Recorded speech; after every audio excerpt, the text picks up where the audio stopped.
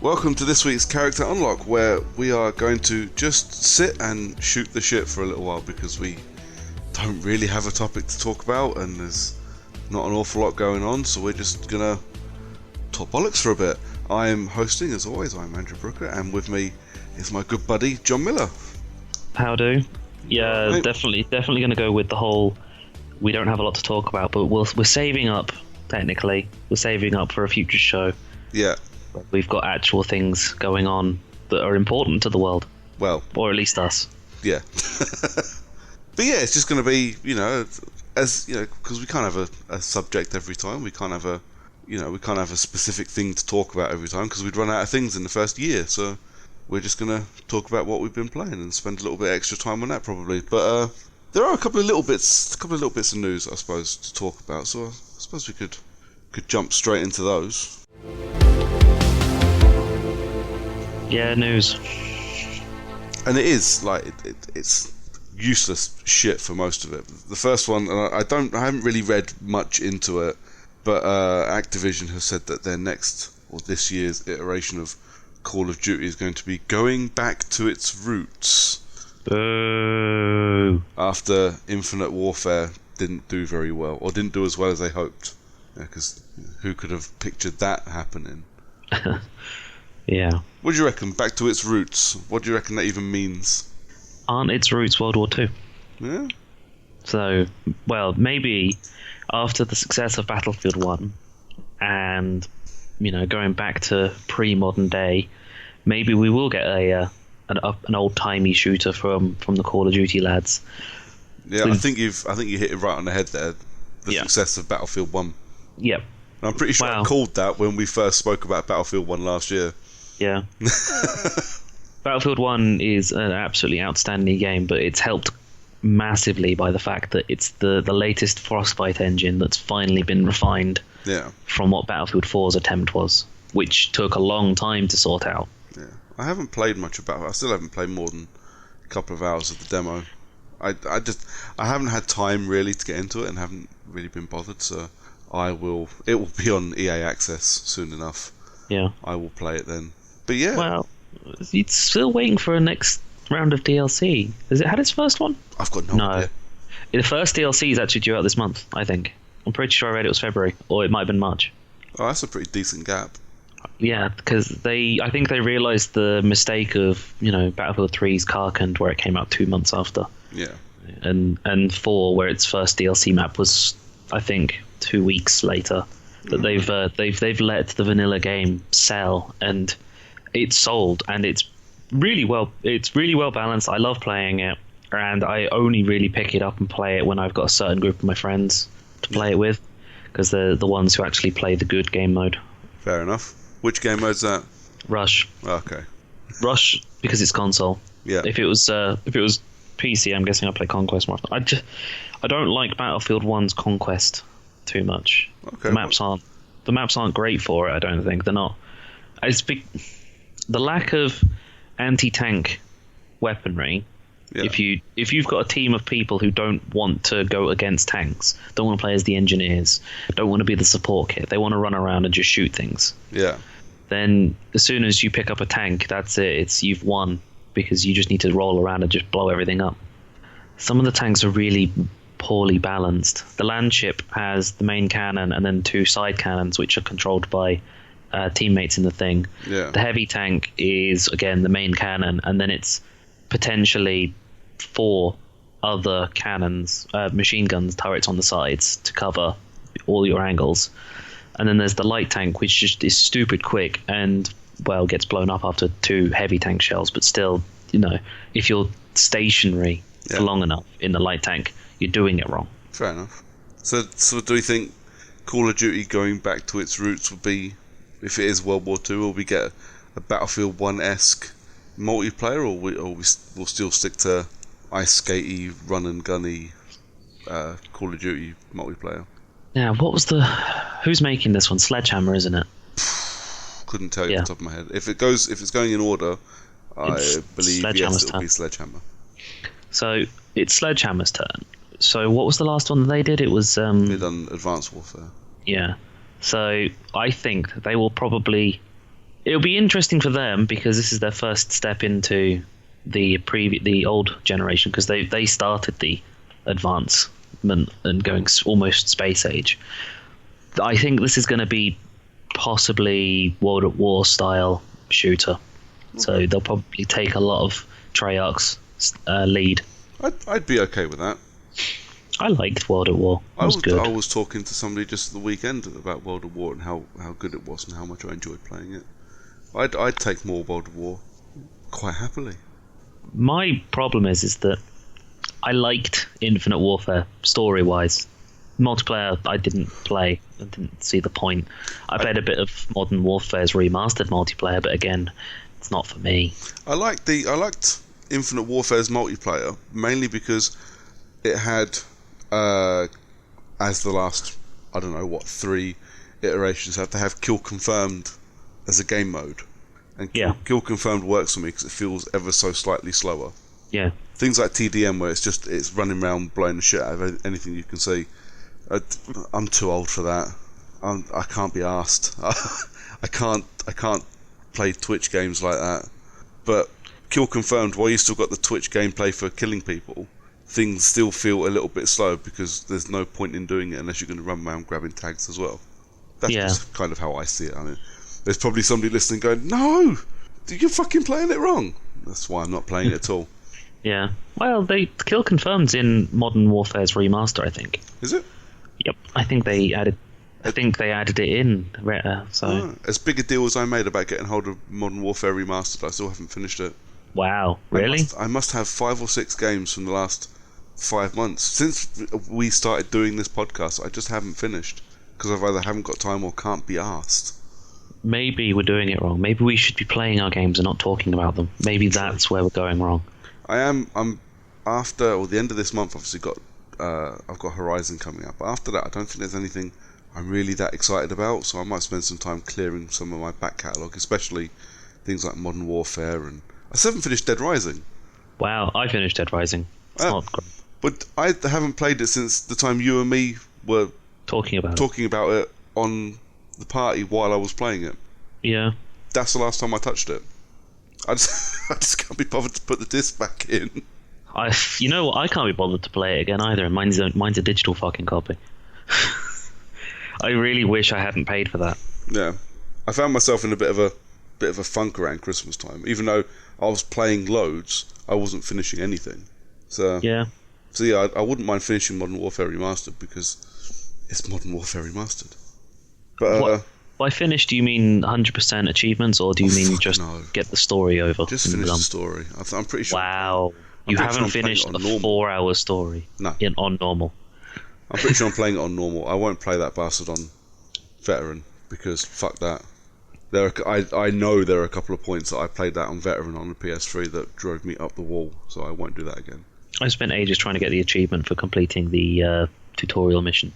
Yeah, I can't even be bothered to do that. Yeah, I spent ages, and I got my time to... I think I'm only 0.7 of a second too slow to get the achievement. Wow. And I looked at the time, and I was like, I'm way too tired to keep doing this, and turned it off. And then I was like, I'll do it in the morning, and then that never happened. Yeah. Never turned it back on again. I might have actually... I don't know if I've migrated it to my new hard drive. But the thing is, I get so sick of trophy and achievement chasing, especially being on the Xbox beta program, because it keeps fucking with my achievements. It really pisses me off, because half the time, if I don't completely close down the game and then open it up again, my achievements will appear in the background, but they won't pop on the screen, so I don't know if I've gotten them or not. Yeah. And that bugs me. But like Resident Evil, I had a crash, lost my game, had to start again, and then not one single achievement popped the entire time I played it. Wow. What the fuck? So not that it doesn't bother me that much, but it's frustrating because I finished the game and I want my achievement for finishing the game because it is an achievement finishing that game. Yep, it's an achievement finishing the first mission. Yeah, so I have since pulled out of the beta program. I just turned it off. I don't want anything to do with it because it bugs me. More Call of Duty back to its roots. Okay. As long as the story's okay. Yeah. Doesn't matter. Kind of talking Call of Duty and Activision and that kind of tenuous link. Activision have confirmed that we're going to get Destiny 2 back end of this year, and it's going to be more accessible to social players. Ooh. Yeah. Which is good, because the last thing I wanted to do with Destiny a week after it came out was play Destiny, because everybody had already spent far too long playing it for me, and the barrier for entry for me at that point was too high. You know, I just don't have time to spend leveling myself up on day one. Yeah. Will you be picking up Destiny 2, do you reckon? If Destiny 2 happens, then yes. I mean, Activision confirming it's not the same as Bungie confirming it, I guess. Unless Activision decide that they're not going to go with Bungie with Destiny, because they own the license to the name of it, so it's well within the rights to just go, yeah, fuck you guys, we want Destiny 2 because money. Yeah, we'll see. I'm not that interested. I guess we'll see some at E3. If it's coming out back end of the year, it'll get leaked just before E3 and we'll see it, I don't know, probably at the PlayStation conference. It'll have some exclusive PlayStation stuff. Yeah, well, if Destiny 2 gets released, I might pick it back up, I might play it, I might buy it even, but I've got whatever the newest expansion is, I don't know what something about Iron Hammers or whatever. Okay. Yeah, for the guy who loved Destiny for 2 years, I don't care. Given up giving any kind of a fuck about it. I don't even know what the most recent DLC is called, or expansion pack. Fair enough. It's too little, too late. There's too little new content, and it's coming too late. It's not. The problem is that year one had a full game plus 2 expansions that lasted about 3 to 4 months each, just in additional content and post game. Well, the second one was a bit less in additional content and post game, post story for that section, and whatever the previous one, I can't remember what that one was called either. The one with Oryx, that guy, that one was a pretty okay expansion. I have to take your word for it. I didn't play Destiny at all. Seriously, it's like I love Destiny so much, but suddenly I've forgotten everything. I don't even care anymore. I'm just fuck Destiny players. Should we move on then from Destiny? Yeah. And I mentioned it briefly just then, but E3 this year, hilariously, not surprisingly, are selling, and I think at the time we record have already sold out of public tickets. They're allowing the public into E3 this year. Yeah. $249 for a 3-day pass. Yeah. Which I suppose actually isn't too bad. That's relatively fair considering it's E3. They could slap. That's a lie. Someone will sell their ticket on StubHub for $1,000 and people will buy it. Oh yeah, but $250. I mean, even if you go a 1-to-1 ratio, 250 quid. I spend more than that for Fright Fest. True. So you know, I can't take the piss out of people for spending that much for going to E3. But I don't think people that are buying tickets, maybe some of them are, but I don't think people that are buying tickets realise that they're basically just buying tickets to PAX or EGX. It's that kind of thing. They're not going to get to the conferences. All the big stuff's going to be behind. Locked away. It's going to be locked away in rooms with press appointment only. You know, that's how these things work. And the other side of it, of course, like last year's E3, half the big companies weren't even there. No, you're right. You know. So they're essentially paying for what would be 4 Nintendo Switch games. Yep. Just to go and see 4 probably Nintendo Switch games. Because all of it. Assuming Nintendo turn up, because they weren't there last year. They just have their online, I've forgotten what they call them. Yeah. They have their little conferences every couple of months, don't they? Yeah, those Nintendo things. Yeah, they just have one of those for E3. Yeah, that's usually streamed from Japan. Yeah. Because they're probably not allowed to visit America anymore. But you'll get, because, I mean, we're a little way off yet, but we're assuming things like the Scorpio is going to be there. The Scorpio will be shown off at the conference and it will be shown off to press. Almost certainly it won't get shown off to the public. Scorpio will probably have its own Xbox showcase, whatever they call them. what do Microsoft call them? Is it an Xbox showcase? I think it's the showcase, or Yeah. it's About 4 or 5 weeks before E3, the Scorpio will be announced there, and the press will be invited, and then E3 will turn up, and they'll do a little bit more talking about the future of Xbox and the games coming, and maybe the press will get Scorpio, and the people in the crowd who aren't press, we'll get to see some videos of it. they'll get to see some videos of things. And then they'll go back stage to, the play area for the fans and all the cosplayers walking around in their chocobo suits. Oh God. Cosplayers everywhere. No, I think, I think I'll stick to watching, as much as people take the piss out of him, watching Jeff Keighley's coverage on YouTube Gaming. Are you gonna take time off for E3 this year like normal, or are you not bothering? I don't know. It depends on work, depends on what's going on, depends on where our podcast falls for it as well. Because if we're recording on the Tuesday night of E3 week, then that will be a long episode, and I'll probably need time off work just to edit the bastard. Yeah, you're not wrong. It depends. It all depends on what's going on at work. Is the honest answer. If I'm, if I'm able to watch the Sony presser at work, then I won't stay up for it. I'll go to work and watch it in the background at work. That's what I did last year. Yeah. If it's possible for me to do that, I'll do that. Or maybe I'll get up a half hour, 45 minutes earlier and watch it before I leave for work. I'll watch the stored stream on Twitch or something. I don't know. It depends on where it falls in and what we end up deciding we want to do for E3 in the podcast. Because obviously we've got to cover it because we're a video games podcast. So it all depends. Yeah. Who knows? We might even do a live cast. Not at 4 in the morning, we fucking won't. Well. But I mean, that's. There are ideas I have for that, but they're to be discussed after we get your Mass Effect special out of the way. One special at a time. I take offence to the word special. The special. Mass Effect. So many complaints. so many edits. complaints. So many cease and desist letters. I've literally just lost all of our listeners doing that. Right. Anyway. Back to maturity. No. Back to immaturity and not, Yeah. Anyways. Before we go full the Donald. Yeah. So, yeah, that's E3, and that's what I was talking about for E3. So, yeah, the only other thing I haven't done is because I said earlier I pulled out of the beta program for Xbox, but you said they've updated the dash for it. Yes, there's a new dashboard update for the beta program.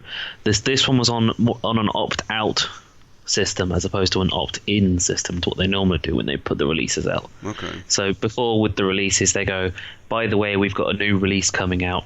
So what we're going to do is we'll say you need to update this app, and you need to then sign in and go, I want to be on the new release. Yeah. Whereas this time they've pushed the message out saying, there's going to be an update for your dashboard coming up in the next couple of weeks. If you don't want it, you don't have to have it.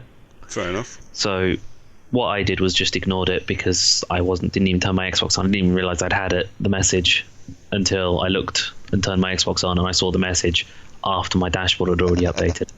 I literally flicked the Xbox on. Dashboard's changed. What? And then looked to messages. You've been selected for the option for the updated dashboard experience, or whatever they call it these days. Yeah. I think it's the creator experience or something like that. Okay. Right. But so how is it? It's pretty. It's less cluttered than it was before. You don't get that big screen in the middle of your of your screen telling you what it is that you're playing, and the video of what it is that you're playing, despite the fact it doesn't move because you're not in the game and it's usually paused itself. Okay, yeah. So it's done away with that. When you're in a game, and I'm assuming its app's the same because I haven't got that far, and you press the guide button, it doesn't take you back out to the home page. It brings in the new snap menu, which takes a quarter of a second to load up. And then you've got a whole new snap menu on the left-hand side, the new side dashboard, as I'm going to start calling it from now on. Okay. Kind of like when you back in the on the previous one, your iteration, you double tap the guide button Yeah. and it brings that in from the side. Yeah. Now it's just that from the single tap. Okay. And then when that comes in, when you press the guide button, you can press X and Y pretty much immediately to do the record that or the screenshot. So it's much quicker than the double tap. Wait, press Y. Screenshot's already gone, by the way. Whatever you're taking a picture of has happened months ago because of how slow it used to be. But now it's almost instantaneous that it pops up and it's ready to go. Right. Can I share screenshots properly now? Because I fucking hate the sharing on Xbox. I don't do it because it requires someone to have it opens up a completely new window within the Microsoft Xbox site every time you share a picture. You can share via messages on Xbox, but I'm not entirely sure if what the sharing is like. I don't think you can. Because like when you do the share button on PS4, literally I hit the share button, I'd say take screenshot, and I decide what I want to share it with, and I can type my little tweet out and send it out, and that's it. It's a picture attached to a tweet. And by that, what you mean is you press the share button, wait a month, and then you can do the tweet. But what it does do, the second you hit the share button, is it saves the screenshot anyway. Yeah. So you haven't lost anything, and that's the important bit. Yeah. But it usually pauses the game as well. I'm not entirely sure about the share. I don't think that there's a native Facebook and or Twitter experience for Xbox yet. Fair and enough. there probably won't ever be. I don't think they really see the point of it. It's a bit because it was on Twitter and Facebook were both on the Xbox 360, and I don't think anyone used the apps. I think they've actually pulled support of them because they've also a couple of other apps have pulled support of 360, but it's neither here nor there really. It's the Xbox 360. Yeah. The only thing that's good for is playing classic games now. True. But yeah, it's just it's the instant sharing of screenshots is fantastic. I love doing it on PS4, but you can't do it properly on the Xbox. I'm not on the Xbox One, and it frustrates me, so I don't do it. Yeah, well, I think I've only recorded a couple of things on purpose, where I've done an Xbox record that process. But even then, after doing it, within 10 minutes, I've already forgotten that I've done it, and I don't even care anymore. And it's filed away somewhere, and it's considerably less visible now. They don't, force feed people the community channel anymore. That's good. With what they did before, where it's you record something and everyone, the whole fucking world and their wife of your friends list see a notification going, oh, these have just recorded this. Press here to look at it. Yeah. No, fuck off. Fair Busy enough. doing my own thing. Oh, okay. I mean, what's the timeline? Do we know when it's coming out to real users? General timeline's usually 6 weeks, I think. Okay. So we'll see it soon enough. Yeah, you'll have it soon enough, and you'll probably love it as much as I do. Fair enough. Or I will be indifferent to it because I've barely touched my Xbox in the last couple of weeks. Yeah, I'm pretty indifferent to it anyway. I barely knew it was happening. Barely noticed it, apart from the fact that the giant screen's gone from the middle of the fucking TV. And when I press the guide button, it opens up almost instantly. Fair enough. It's essentially the exact same list where you've got your achievements, party, friends list. Yeah. Okay. Other thing, notifications window, messages and settings. And all I do is press the guide button, scroll down to the settings thing, flick over into that, and then just change where it is that I want my balance between chat and game volume for my headset. Fair enough. This is the sole purpose for the guide for me. So I don't hear one of my friends because he talks incredibly loudly. And then when he's not there, to fix it back the other way so I can hear the other friend who mumbles.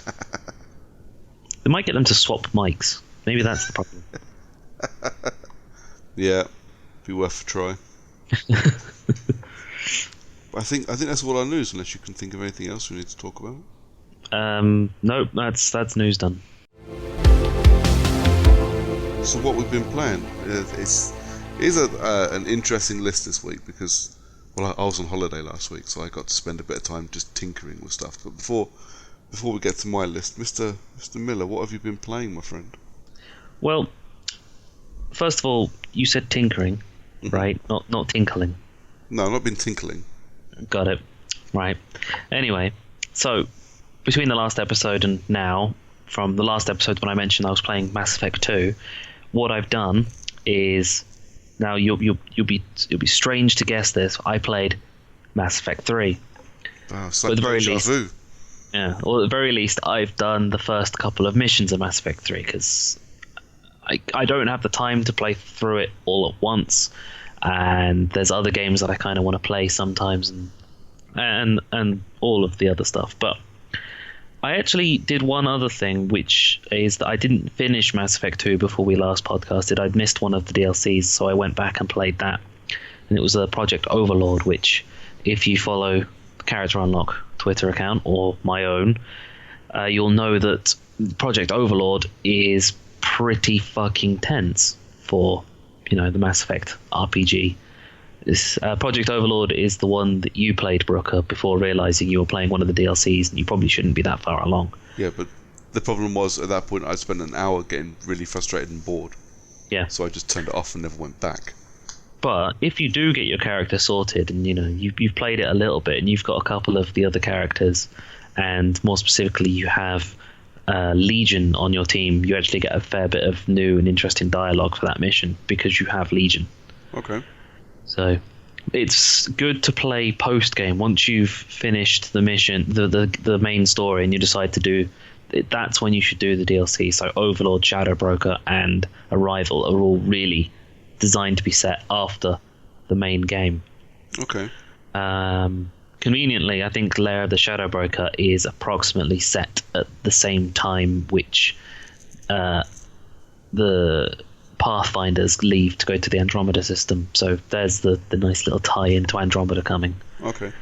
Anyway, so I played Overlord, and yeah, when you're walking around for Overlord and you get the VI, virtual intelligence, screaming at you as you walk around corners, and having doors open in front of you, close before you get to it, and then a different door opening to your side, like it's fucking with you. The Overlord is a pretty fucking spectacular bit of DLC, and it's the one that I always play, and I remember saying, I fucking love Overlord. Overlord's great. And I get around to playing it, and I'm like, I'm getting a little creeped out now. I start rocking backwards and forwards if things are going on around me. Nice. So yeah, Overlord played, finished, moved on to Mass Effect 3, fired it up, and I remember why I didn't play Mass Effect 3 that many times in the past. It's slow to start with for no real good reason. Okay. Mass Effect 2 throws you in, as you've seen and as people have seen, in that the game fires up, you get a nice cutscene of the Normandy blowing up. Is that when you're shot into space? Yes. Yes. And you die, and then later on you get brought back to life, and then you get thrust into the action. Yeah. Mass Effect 3's opening is you're in prison. Okay. Because of the stuff that happens in Mass Effect 2, and whether or not you did the Arrival storyline or if you didn't, you're in prison because either or you've done something that's illegal either for the Alliance or you're a war criminal. Either or. Okay. So you're in an Alliance prison, you've been discharged essentially, or at least suspended from the Alliance military, and you get taken to the Alliance Council, and they talk about how they've lost contact to everything outside of the Sol system. So, they're all going on, and Shepard says, I'm just here to tell you what you already know. The Reapers are coming, the Reapers are here, and then big explosions happen, and then you have to escape Earth before going to Mars, meeting Liara, and then losing access to Cayde and / Ashley, depending on which one you saved from the first one, for a couple of missions. Right. Well, I say about a third of the game at the end of Mars. Then you move on, and where I am at the moment, which is the first kind of DLC, which isn't really a DLC. It was locked behind, I think it was, you had to buy the games. It was part of the online pass almost, because that's what EA did back in the day. Yeah. So it was if you bought the game and you played it, I think you got access to Eden Prime, which gave you an extra character, which was a Prothean called Javik. So I've done that so far. That's how far along I am. I've lost Caden temporarily, and I've got Jarvik, Liara, and Freddie Prinze Jr. Fair enough. So you're going to be finished it in time for Andromeda? Yeah, I'd like to say that I will be. Depends on how much I play the other two games I'm going to talk about with what I've been playing. First of all, the first game that I played, obviously, is FIFA 17. Fair enough. Fresh off the bat of Matt's lovely visit to the podcast where he talked about FIFA and mentioning the weekend league, I decided to try and qualify for this weekend's weekend league. I failed miserably at qualifying for it.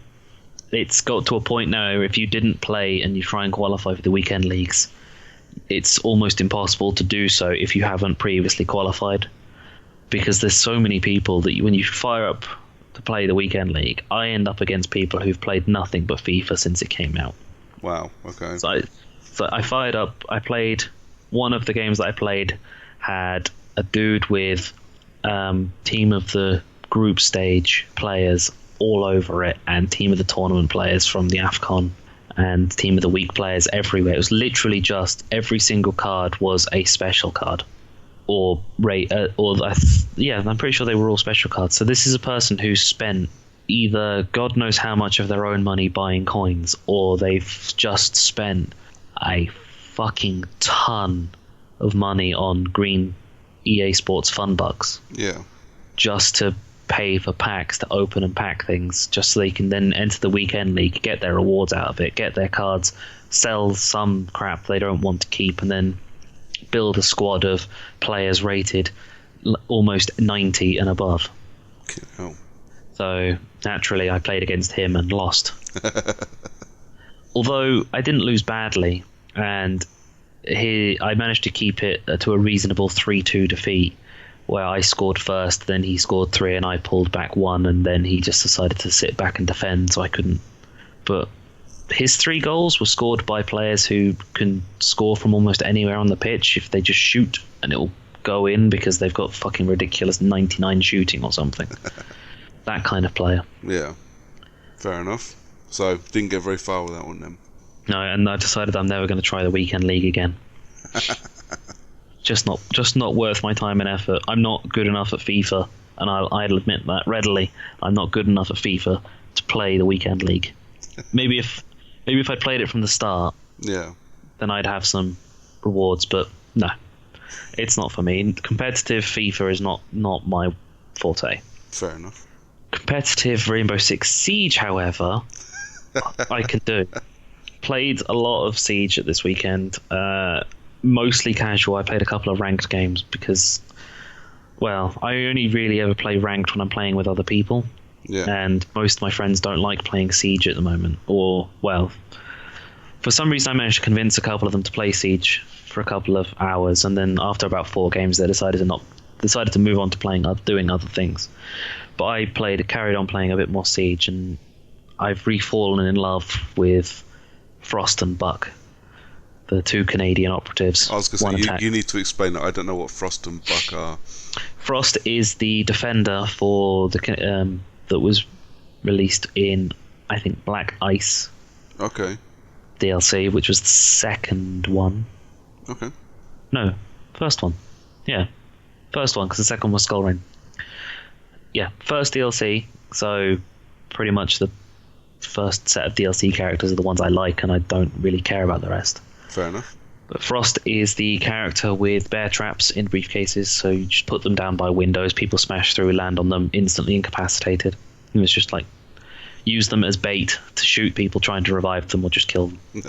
Either or. Or just wait for them to die slowly while they're, pawing at their hands, at their feet, because their legs stuck in a bear trap. Always fun to watch. Yeah.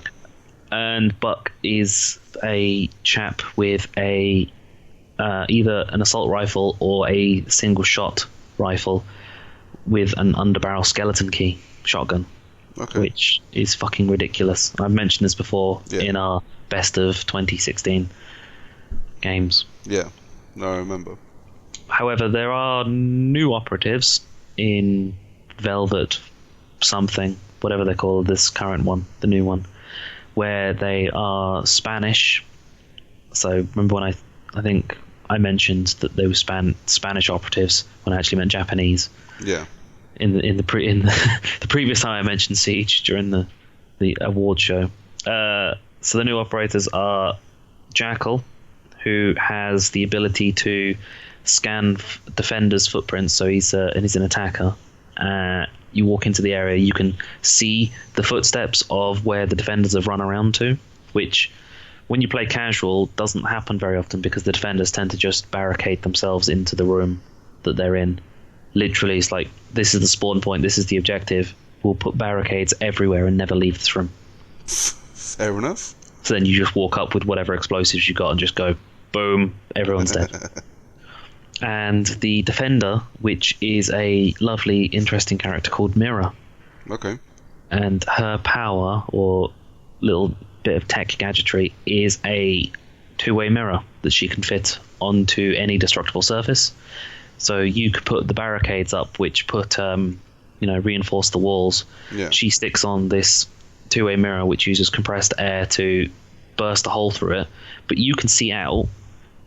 Your opponents can't see in, so you can see where all they are. Yeah. And the interesting thing is that the glass is bulletproof. Wow. Okay. So you can see them. They can't see you, but neither of you can shoot each other. Okay. Unless, because there's a compressed air canister. So if you shoot that compressed air canister out, then the glass disappears. Okay.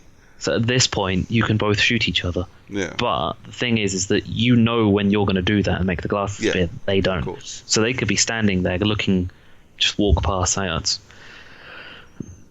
can't shoot them. So they walk past. You put the glass out, and then you just mow them down. Yeah.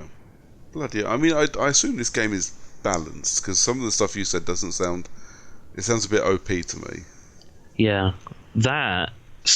Amusingly, there's actually a really interesting and amusing thing that I've done when someone has stuck one of those mirrors up, in that they've put one up.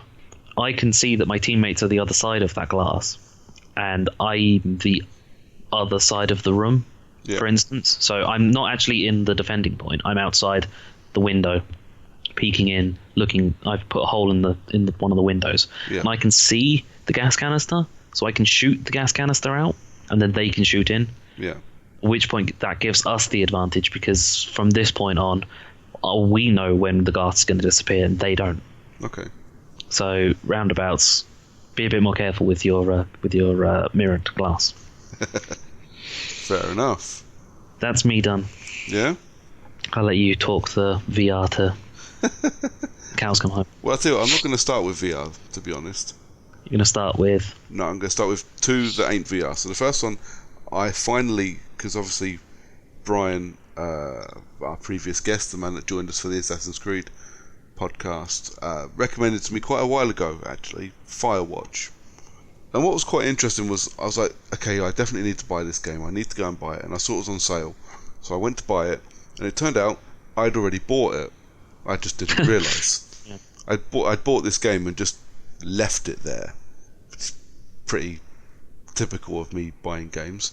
So I downloaded Firewatch finally, and I started it on Tuesday. I started it about, 10 o'clock Tuesday morning, must have been, and finished it by 3:30 Tuesday afternoon. Like, in one sitting, I sat and played this game, and it is really, really good.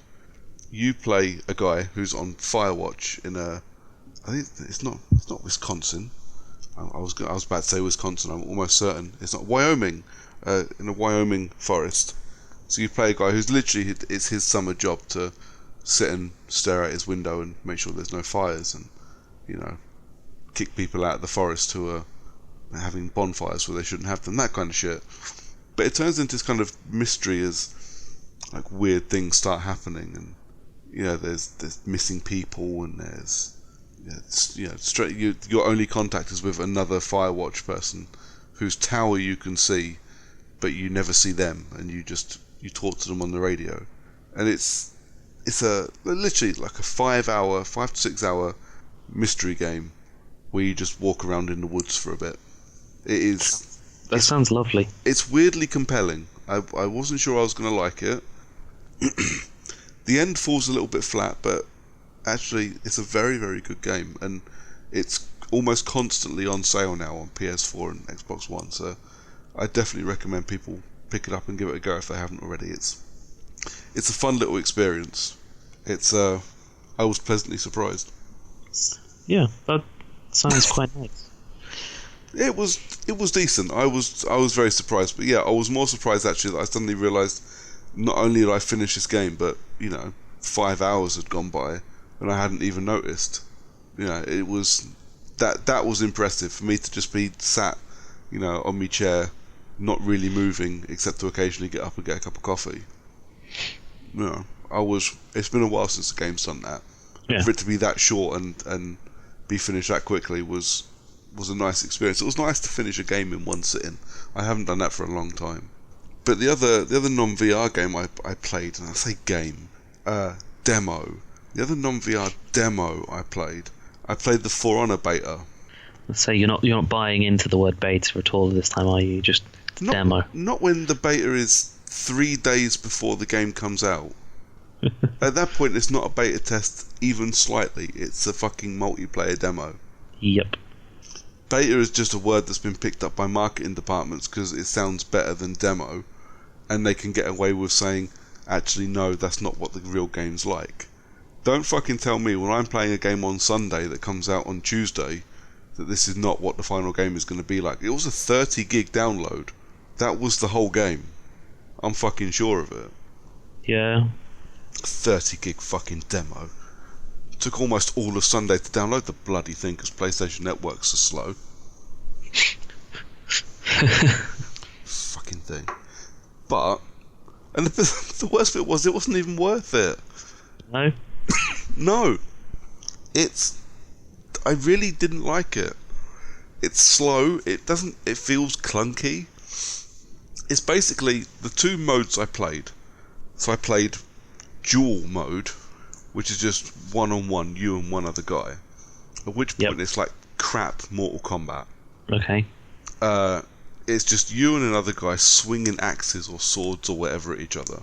And remembering, of course, this is a game where you get to play a knight or a samurai or a Viking and just swing heavy weapons around. This is my dream game. I want to be a Viking swinging heavy weaponry around. Aren't you already a Viking swinging heavy weaponry? I don't have any weaponry. I have a broom. It's about all I've got. It's not very heavy. It's an indoor broom. But, it's a game that on paper sounds really, really interesting. But I'll tell you the bit that really put me off. I'll tell you what, I'll leave that bit for a moment. And the other mode I played was similar to Conquest. It was basically 3 areas that you have to capture. And then once you capture them, you get points. And when you get up to 1,000 points or something, then you have to wipe out all of the other team's heroes. And once that's done, then you win the round. Which means the rounds can go on for quite some time. Yeah. That's fine. Doesn't bother me. But it felt clunky. And you kind of run into these scenarios where there's 4 of you, or 4 of your team, and 4 of the other team. And you kind of end up in this massive bodies trying to lock onto people to hit them with things. But you're also swinging at, bots. Like the grunts from Titanfall. There's just waves of these little men that you can kill and get extra points from. Like Dynasty Warriors. Maybe. You've never played Dynasty Warriors, have you? No. You just upset a couple of fans, I think. Don't know why I'm doing a video game podcast. You're just constantly upsetting people. I've not played anything. But okay, so it's not shit. It was kind of alright, but I lost interest in it within a couple of hours, which meant that I actually spent more time downloading it than I did playing it. But the biggest problem for me was before you get into the multiplayer, before you get into this demo, this thing explains, I can't remember what they call it, but it's like faction mode on Mortal Kombat X, where you pick a faction. So here it will be Vikings or Samurai or Knights. And then the points you accrue by winning matches, or the points you accrue by doing things, go towards a worldwide faction war. Okay. So, and then like I think it's every week or something, all the numbers are totaled up, and then like this week, the samurais won the faction war or whatever it's called. And I don't mind things like that. It works, it has worked very well for Mortal Kombat. But That sounds cool, but unless it's done on some kind of average basis, because you could just end up with more people playing as the samurai than any other. well, you have to select what faction you play for, and then all those points. So you've selected at the beginning of the game, I want to play as the Vikings. All of your points will go towards the Vikings. It doesn't change. You can still play whatever hero you want. So if you want to play as a knight, you still play as a knight, but you earn points for the Vikings. Yes. Okay. Again, so it's very similar to how factions works in Mortal Kombat X. So you choose, I want to play as the Shaolin. It does not stop you from playing as Scorpion or Sub-Zero or whatever, but all your points that are accrued go to that faction. Got it. Now the thing with Mortal Kombat is it works, and it works well because to accrue points you only have to quickly boot up your game and have a 2-minute battle. The problem with For Honor is some of these battles, one of the ones I was in took about 20 minutes. That's fine, but I can't be asked. And the best thing for me, and this is the bit that made me laugh, is that they explained that this is going to be done in seasons, and a season will last 10 weeks. And I was like, that's all well and good. It's a Ubisoft game. No one will be playing it in 10 weeks. No one. Okay, maybe that's a bit glib. 3 people will be playing it in 10 weeks. I was going to say, hang on, right? I play Siege still, right? Siege is different. Siege isn't different. Siege is probably the same, but like the Division is an MMO, so that's and got it's a pile of shit. Yeah, but it's the MMO. It has a built-in audience. I don't think For Honor has that kind of audience. It's not a first-person shooter like Siege is, but I don't. It's mean to say no one will be playing it, but I don't think. I think by the end of season 2, so 20 weeks, 6 months down the line, or 5 months down the line, I'm not sure the numbers will be there to make it worth playing. I don't think, from what I played from the demo, or the beta, the game doesn't have any longevity. I don't think it's there. I don't know. I hope I'm proven wrong, mainly because I think the guy that made For Honor is awesome. He looks like a Viking, and I want him to be DLC for the game. If he comes out as a playable character, I will buy the gold edition of For Honor that day, just so I can play as him. Right, I'll send him an email later. But I don't know. Playing it, maybe it's just me. I didn't really take to it. I don't think it's really got the staying power for 10, 20, 30 weeks of online faction-based competition. But we shall see. Comes out tomorrow. So yeah, I haven't seen any reviews. I'm not sure. I'm assuming Ubi haven't given review code out yet. Pretty sure it's embargoed. Yeah. I've been too busy today. I've been at work and doing stuff, so I haven't really had a chance to check. But I hope it comes out all right. I hope people like it. It's just I don't think it was my thing. It felt sluggish, felt slow. But we'll see. But on to the big stuff. And this dude, I got into so much trouble. Yeah, I imagine that your wife's probably already murdered you. Right. So Monday night. Yeah, Monday night when you and I were recording with Foul Critics. Before we recorded, the wife was out. I'd sent her out to the unlimited screening for Hidden Figures, and I was just kind of sitting there with Rules of Engagement or something on, and browsing websites. I was like, I wonder if anyone's got VR in stock, and it turns out yes, people have VR in stock. I text the wife. I was like, yeah, there's some VR in stock. I'm just seeing how much. And she went, just see how much it is. And she came home. I went, so I bought a VR. And the next day I had like 8 boxes of shit delivered. So I had the VR delivered, the Move controllers delivered, the new camera, a couple of games. I was like, oh fuck. Do you have a PS4 Pro? I don't have a PS4 Pro, no. Just I have a standard level poverty spec PlayStation 4. But you don't need a Pro, really. You don't need a Pro. So I do not understand the difference in VR with a Pro. I know it looks better and it plays slightly better because it's a Pro. If it didn't, there would be something wrong. But I assume you still need all the shit that is sat currently next to my PS4. Yes. Anybody that wants to text me or tweet me or something and tell me otherwise, I'd love to know, because to be honest, the only reason I didn't bother buying a PS4 Pro as I bought all this stuff was because I still don't have a 4K TV. Yeah. Anyway, Pretty sure that the Jellyman will tell us. I hope so. When he hears this through. Yeah. So I bought, and as I promised myself I would, I bought Resident Evil 7 with it. But I had to kind of work my way up to Resident Evil 7. But I tell you what, right, this is the first VR experience that I've had of modern day VR. I bought this thing, sight unseen. I just went, I want PlayStation VR, and I bought it. It could have gone horribly, horribly wrong. I could have been one of these people that just never can use VR because it just makes me sick all the time. Luckily, I'm not. Hooray! Hooray! Because that would have gotten me into a whole world of trouble. I'd have bought it off you, don't worry. So Installments. Yeah. So I picked up. Yeah, I already owned Tumble because I owned Tumble for Move for the PS3. So it was a couple of quid to update it, which I was good with. Have you ever played Tumble? I haven't, no. Tumble is outstanding. It's just a puzzle game. It literally is you stacking shit. But it's in this really immersive... Dude, I can't explain how... Have you tried a PSVR? Yes, EGX. I've played other VRs, but PSVR, yeah. I could not believe how good it was. Like, I expected it to look nice, and I expected it to work well. But I was like, nah, it's going to be a bit crap. And what I didn't expect was, within an hour, I'm trying to touch things that are in front of me that aren't really there. I was like completely immersed. I was blown away with how good this thing is. So yeah, I'm playing this fucking Tumble where you get your move controls and you just stack things. But you can literally, you can lean round, you can look, you know, you can, because you have to be kind of sat directly in front. It's a seated experience for PSVR. But you kind of sit and you can look around things and you lean forwards and you look up and the whole thing moves with you, and it was outstanding. I could not believe what I was doing, what I was playing. It was brilliant.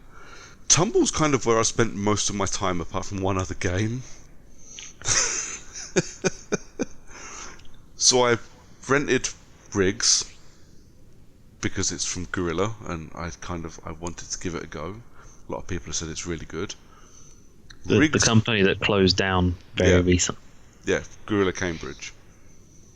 Rigs ruined my Thursday. Like, completely ruined my Thursday. It came through the letterbox Thursday morning, and I put it on, and I played the tutorial. The tutorial lasts about 15 minutes. And I got so motion sick, I had to take it off, and I had to lay down. And that was it. I couldn't put it on again for the rest of the day. I felt ill the entire day. And then your wife came home and beat you with the VR. Well, I did. At that point, I was like, shit, all I've really done at this point is play like the few demo things, like the shooting gallery for the London Heist and stuff like that. I was like, that's all fun, but I've played this first proper game and it's made me ill. I was like, oh shit.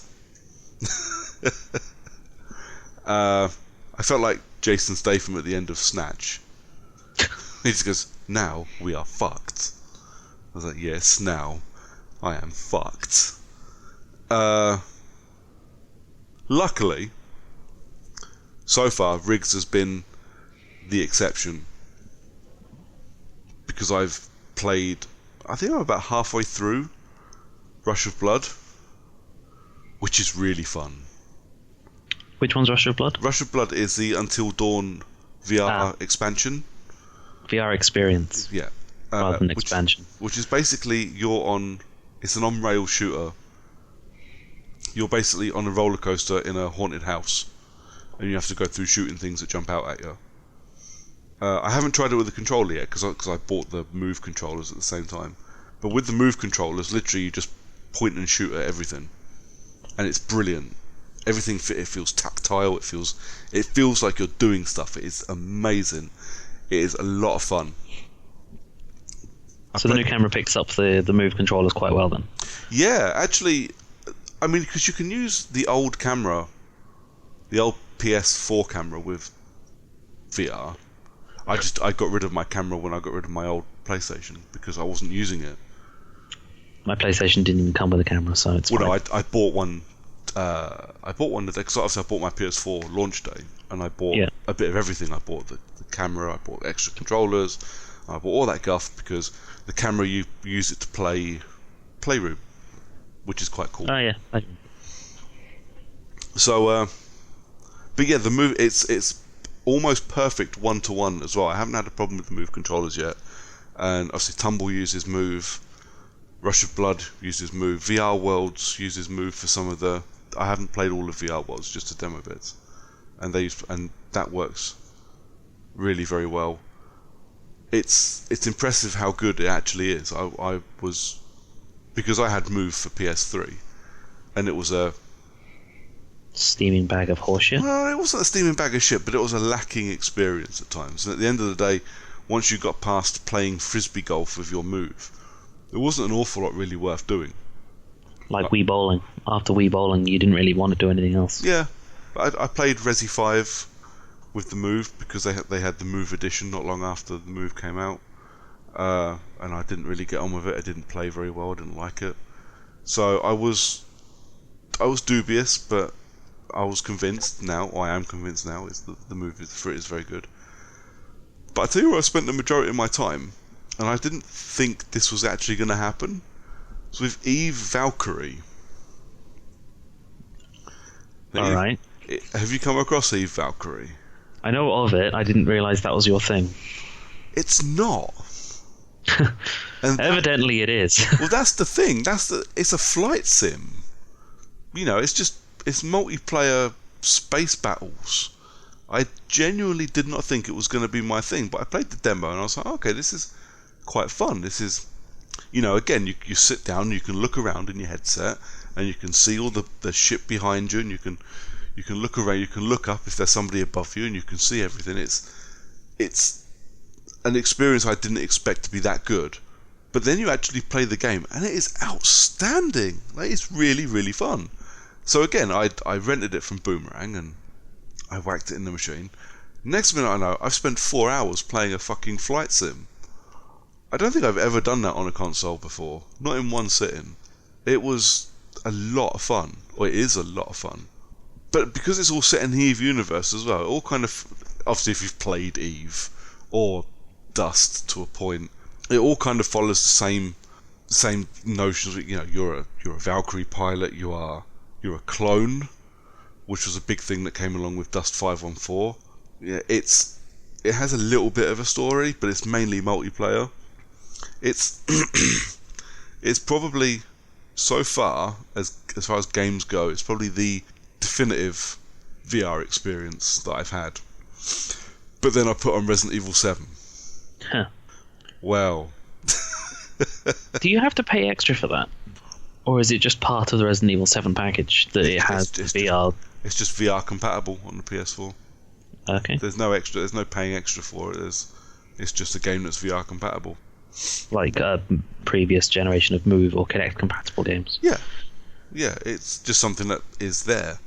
And I have to admit, I was a little bit skeptical, because when you walk around the outside of the house, and because again you can kind of look around, and you can try and look under things and that, and the textures look a little flat. Like you try to look at grass and leaves and that, and you try to look around them, and it just looks like a texture. It just looks like you're walking around an old 3D game. Yeah. But it's not bad. It still looks quite good. But here's the problem. Do you remember last week, 2 weeks ago, when Matt was on with us, and we were talking about when you play horror games, the thing you do is just up the brightness. Yeah. Whack up the brightness a bit so you can see everything that's coming, and it's nowhere near as scary then, doing it that way.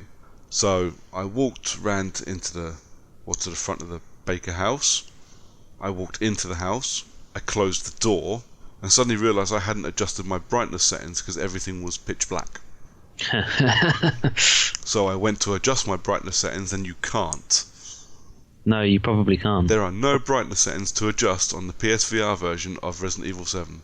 Yeah, because you'll just blind yourself. At which point I took off the headset and went, nope, I am not doing that. Took the discount, put Eve back on. It sounds like my experience of Resident Evil 7 just in general of, yeah, no, I'm not doing this anymore. I will definitely go back and do it again. I will finish it because literally I bought this. I spent 450 quid on equipment so I could play Resident Evil 7. I'm not playing the first 10 minutes and then stopping. I have to carry on, but I was not prepared for that. I went, nope, I'm not doing that at all. And the other problem I've got is, at the time, well, pretty much constantly in my house, when I'm playing games, when I'm fucking podcasting, my dog is in the corner of the living room, scratching, shaking her head, moving around, doing whatever. With a VR headset on, I can't see her, but I can hear her, and it freaks me out. Yeah, because you don't know if it's her or if it's in the game, because that's the whole point of VR, is that it changes your perception completely. Absolutely. So it was making me a bit jumpy already. So I was like, actually, you know what? No, I'm not fucking prepared for this. I'm not doing this. Just no. Work your way up to that. Yeah, it's sat next to the PlayStation camera at the moment, just fucking taunting me. But play some more Tumble, stack a couple more shelves. Absolutely, Tumble's so much fun. Fuck, there's a simulator game on Steam which is in the Vive library somewhere. Not the VR library in general. Mm-hmm. I can't remember what the fucking game is now. It's like a workplace simulator. Job simulator. Yes, that's the one. Yeah, there's a demo for it on the demo disc you get with the PSVR. I haven't looked at it yet. There's quite a few demos actually. I mean, I do think that some of these games, maybe VR Worlds, should have been free with the machine. Yeah. Or you shouldn't have to buy a more expensive bundle to get, because I just bought the hardware. I didn't buy a bundle or anything. I just bought it the cheapest I could. Yeah. And I do wish I had VR Worlds, and you can pick up a copy for about 25-30 quid, which I will probably do. Unfortunately, I have just spent this month's, next month's, and the month after's slush fund money buying this PlayStation VR, so I have no spare funds. Yeah. But I will pick up VR Worlds and have a go. But I do think that feels like the kind of game that should come with it. But the demo disc is fully loaded with demos, even though a couple of them, like the Eve one, only lasts about 3 minutes. Yeah. One of them has Here They Lie on though, which I haven't tried yet. But Here They Lie is one of the ones I wanted to have a go at, because it's another horror game. There's got mixed reviews. I know a lot of people have said it's really good, and then a lot of people like Jim Sterling have said, A, it's a fucking terrible game, and B, it made me nauseous. So I'm tempted, but I don't want to buy it, so I might rent that one again after I finally get around to sending rigs back. But you know what you need? You know exactly the game that you need. Go on. Mortal Kombat on VR. Oh God, no. You put your VR on, you wear your Move controller, and you control Scorpion yourself. Oh fuck! Oh God, that'd be terrible. Like, I'd never win a match ever, for one. Turn the difficulty right down to easy. Yeah.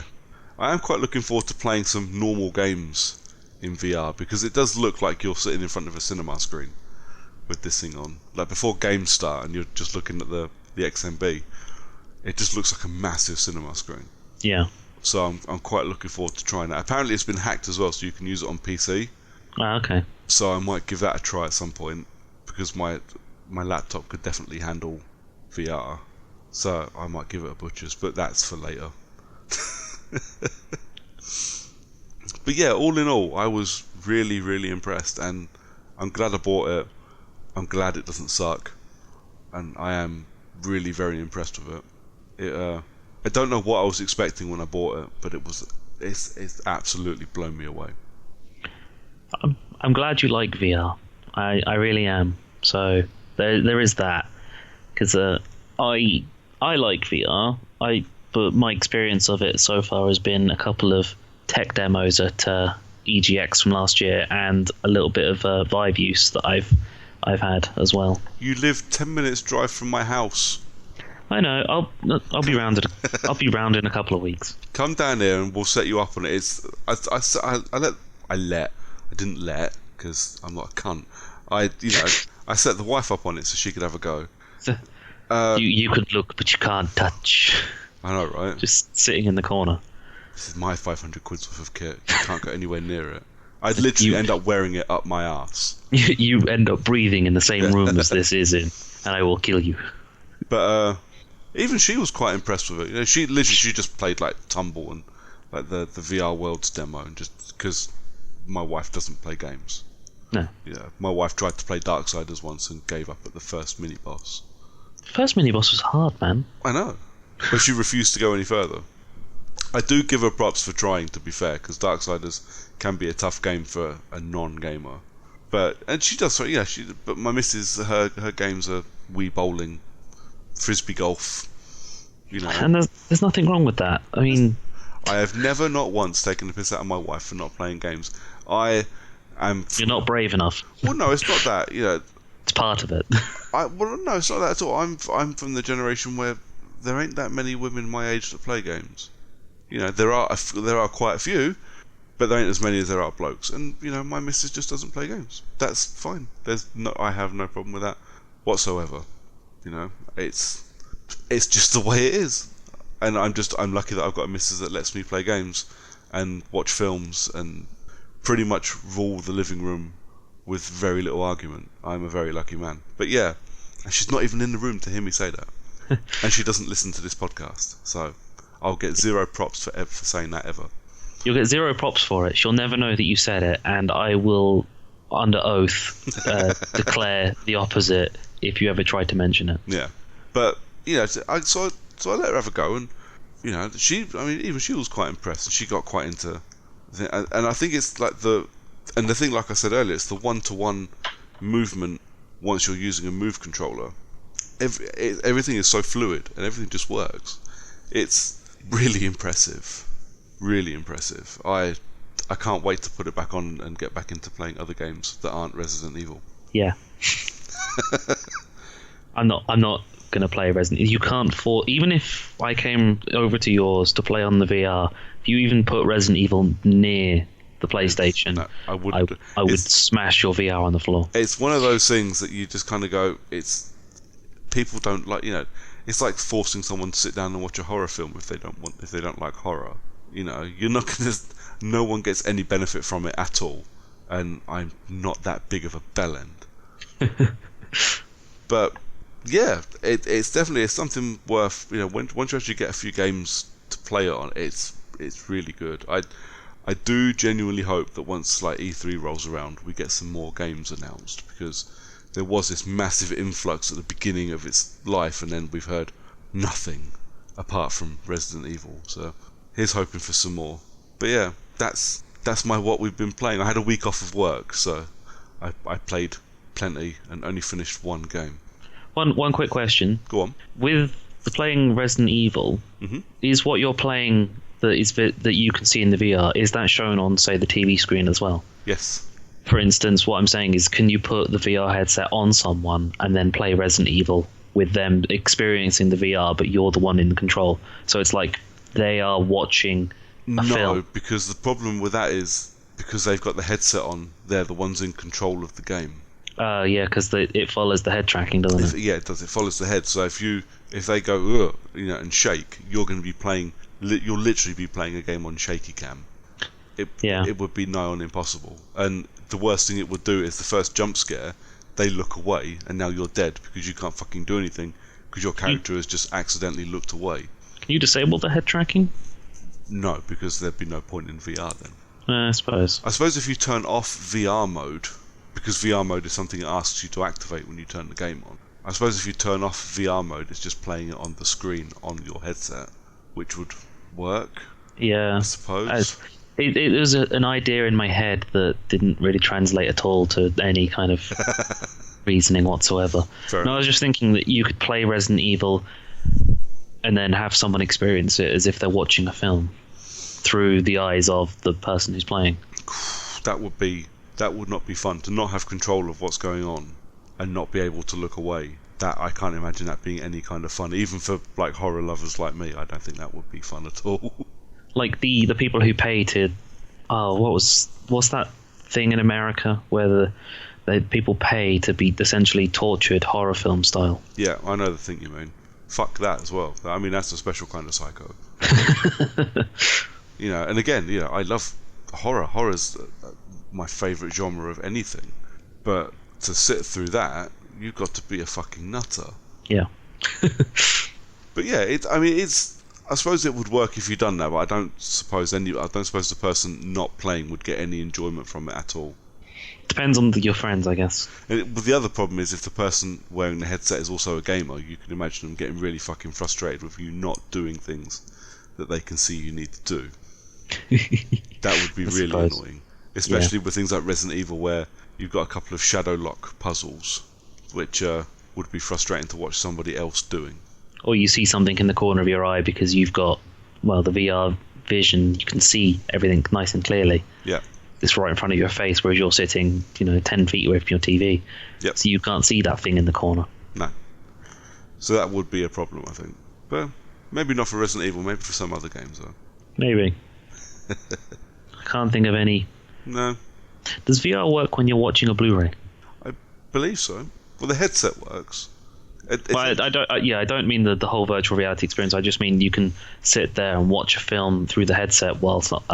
Yeah, so it's what you get. I've not tried it, but from what I've read, what happens is you just have the screen in front of you, and it's like they describe it as watching it in a dark theatre. So it's just black everywhere except for the screen. But I don't know.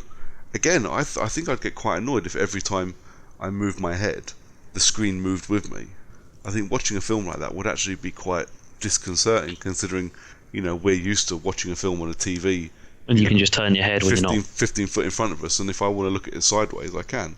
Yeah, you just lie down. Yeah. And then watch it from the side, or you're kind of bored of what's going on, so you decide to look away, or your eyes are getting a little tired, and you want to again turn your head, and you turn your head, and you've still got it directly in front of your face. Everywhere you look is Mad Max. Yeah. There's nothing wrong with that. But yeah, I suppose I will probably try it at some point. I will probably try the same as playing non-VR games on it when Horizon comes out. But I don't suppose I would actually, in reality, use it for anything that isn't a VR title. But yeah, I think that's all what we've been playing talked about, mate. Yep. And I think that's us done then, isn't it? Apart from recommendations. Just recommendations. Cool. So yeah, before we bugger off for the evening or for the day or the week, for the fortnight, for the whatever you're listening to. Just over a fortnight, really, because. Because we're recording Monday. Because it's Valentine's Day tomorrow. I've got the best Valentine's Day planned ever tomorrow. You're gonna force your wife to watch you play Resident Evil. No. in VR. The wife is going to the 3:10 show of John Wick Chapter 2 while I'm still at work. Huh. And then when I come home, I'm going out to watch John Wick 2 on my own. Yeah. I was contemplating putting myself on a John Wick show, and then thought, you know what? No, I'm not going to be that guy who goes out and watch a film on Valentine's Day. The thing for me is I don't give a fuck. That wasn't how we planned it, to be fair. No. Because when I said, can we record on Monday because it's Valentine's, I thought we might actually do something because it's half term. So the wife's off work. But I was like, when we decided, well, no, actually, we're not going to do anything, I was like, well, I'm going to see fucking John Wick. Fuck you. Well, because we don't really care that much about Valentine's Day. We don't do anything. We have, we do meals out and we do trips out and we do stuff. I'm more interested in doing stuff. The three of us, me, wife, and kid. That's much more fun than forcing a romantic evening out on a random fucking Tuesday. Piss off. Well, you're that right proper type of married person where you actually do things, just on a regular basis together. Yeah. So Valentine's Day isn't actually a special day to do things. You don't go, oh yeah, let's go out and do X, Y, and Z because it's Valentine's Day. That's just Saturday. That, and I'm a cunt. I've got no intention of going out and spending 4 times as much on a fucking meal just because it's the 14th of Poxy February. I'll go out on the 15th and spend a normal amount. Thank you very much. I sound like my dad. Let's be honest, there's nothing that you would do on Valentine's Day that you and your wife don't just do on Saturday or a day off work, or even just in the evening of a day off work. This is what I mean, like Monday just gone, we watched Super Bowl and then we went out for a film and then had something to eat and we done stuff. I don't need a random Tuesday in February to do that. We just do it anyway. That's what Pancake Day's for. Exactly. That's a random Tuesday in February. It's the only Tuesday worth worrying about in February. You know, if people need a special day to get themselves some adult cuddle time, that's fine. I don't. A little bit of horizontal dancing. Exactly. You know, and the only thing I've got to say about Valentine's Day is happy birthday for November for everybody. Yeah, all those lovely people born on the 14th of November. But my brother's a November baby, and I take the piss out of him every year for it. Yep, as they should. Anyways, before we bugger off and don't do anything for Valentine's Day. No, hang on. I'm giving blood on Valentine's Day. That's probably better than anything anyone's doing. That's what everybody else is doing on Valentine's Day. They're just doing it with cash instead, mate. It's the exact same thing. What have we got or have you got a recommendation for listeners? I do. Well, in theory, at time of release for this game.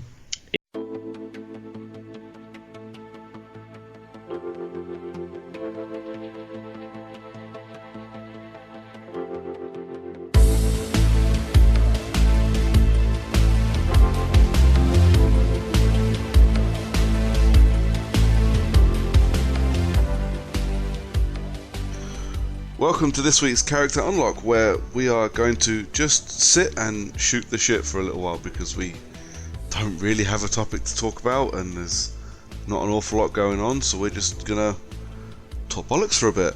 I am hosting, as always. I'm Andrew Brooker, and with me is my good buddy John Miller. How do?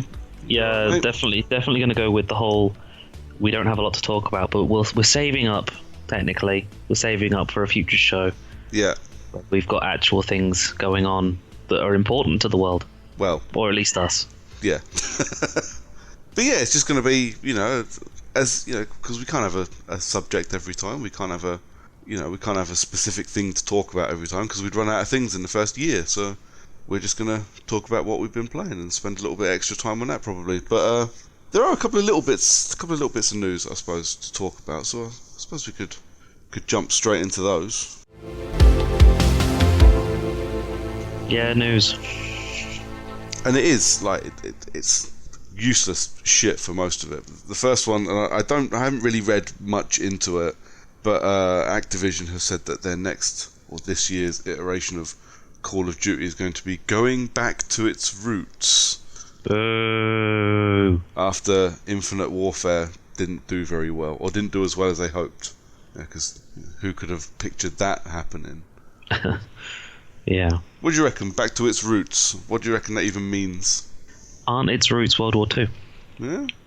So, well, maybe after the success of Battlefield 1 and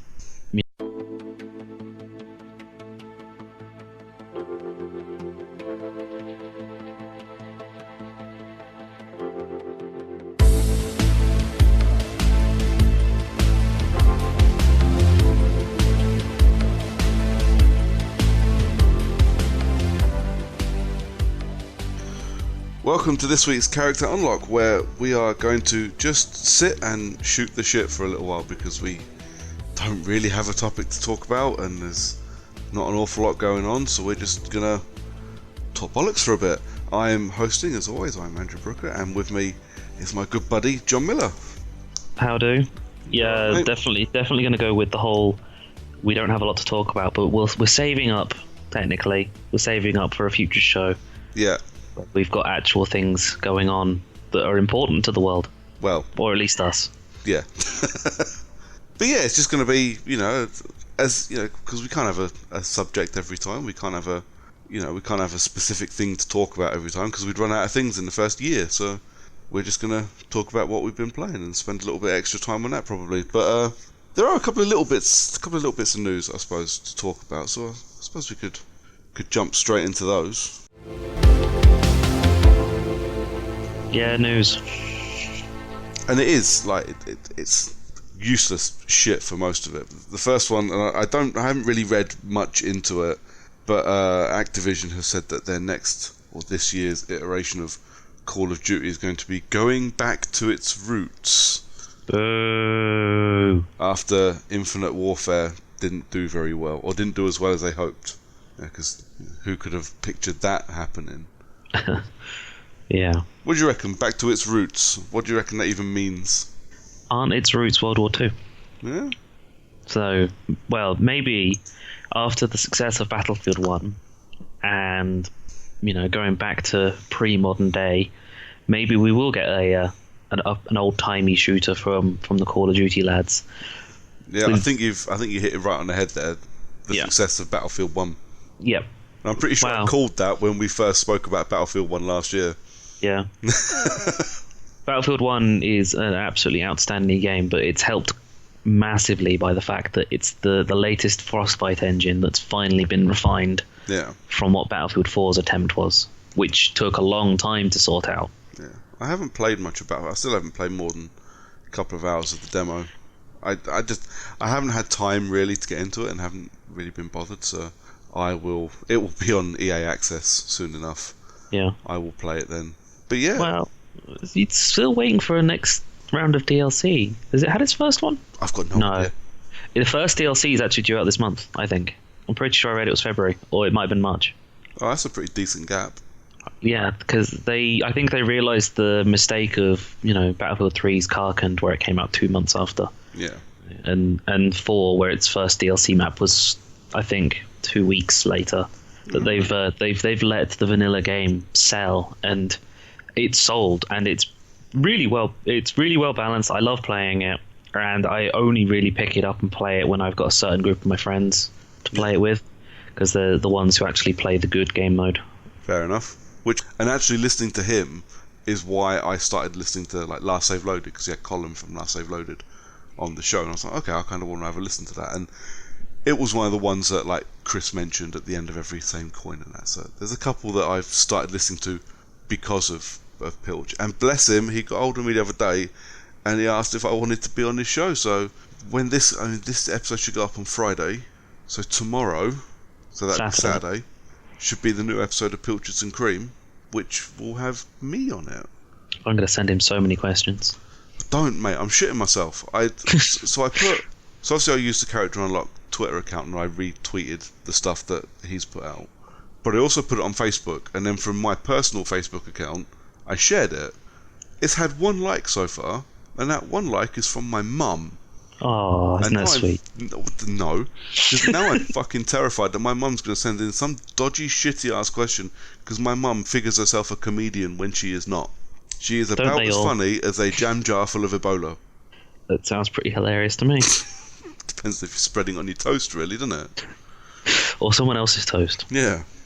So I'm genuinely terrified that she's going to send something fucking stupid in, but I will find out on Thursday. I'm recording Thursday night, hopefully. So yeah, but he's also, obviously he's given us a shout out on his show. He said he's listening to us, and again, we've made it into his regular rotation, which is good. And I've said it a million times before. We get so many people that we talk to on Twitter, or that talk to us on Twitter, that just they listen to the show and they like the show, and these are people that I've listened to for quite some time on other podcasts, and it's a hell of a humbling experience to get messages from these people. I was like, so you absolutely have to go and listen to these guys, because when we done this, or when I text you and said, shall we do the gaming podcast, I wanted to be these people, and now these people listen to us. Yep. So everybody should give them a listen. But yeah, I think I'm done gushing for the week. Maybe the gaming podcast community is the only thing keeping the gaming podcast community alive. It's just we're all listening to each other's podcasts. Yeah. Hey, mate, that's all it takes. we got a shout out on the Bad Cop show last week. But yeah, I was very chuffed to get a shout out on Bad Cop. I don't know what I've done to earn Jerry's respect, and but he's such a cool guy and he loves us. So. I know what you've done to get his respect. You live with your wife. That's enough. Well, this is true. My wife takes so much shit on that show. Yeah. She brings it on herself. She does. But yeah, I was really chuffed. When I was listening, I was like, oh, that's really nice. Bless him. He said, the character unlock. Oh, that's Brooker's one. Oh, cool. Brooker's also failed critics. Oh, well, no, I'm not. I'm just on it sometimes. That's not mine. Yeah. But Well, it is what it is. But obviously, if you've got absolutely no moral compass, you should also be going to listen to the Bad Cop show because they're hilariously offensive. So yeah, that's us.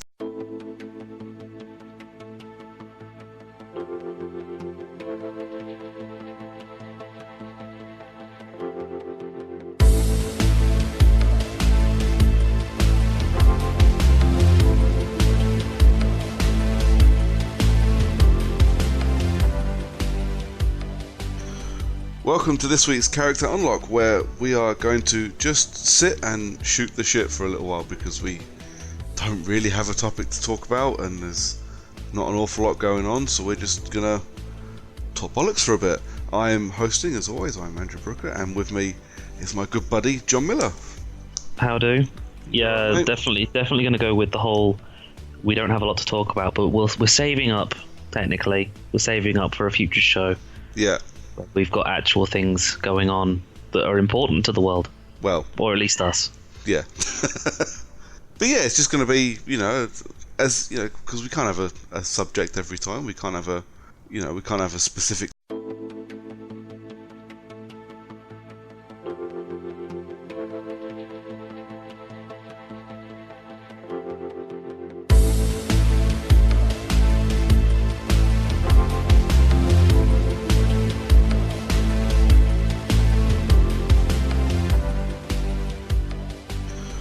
Welcome to this week's Character Unlock, where we are going to just sit and shoot the shit for a little while because we don't really have a topic to talk about and there's not an awful lot going on, so we're just gonna talk bollocks for a bit.